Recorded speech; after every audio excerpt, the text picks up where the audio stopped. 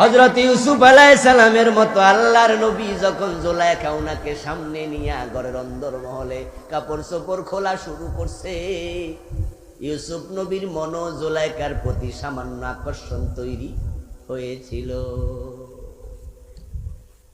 কিন্তু ওই টাইমে উনাকে অপরাধ থেকে, গুনাহ থেকে বাঁচাইছে কে?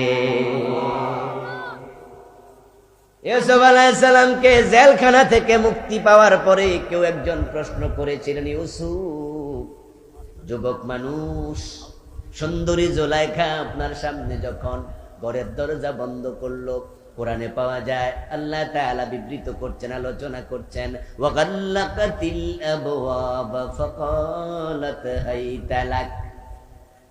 ওই মহিলা ঘরের দরজা বন্ধ করে কই, ইউসুফ আমি তোমার, আমার কাছে তুমি আসো। এবার প্রশ্ন করছি, ইউসুফ একান্তে একজন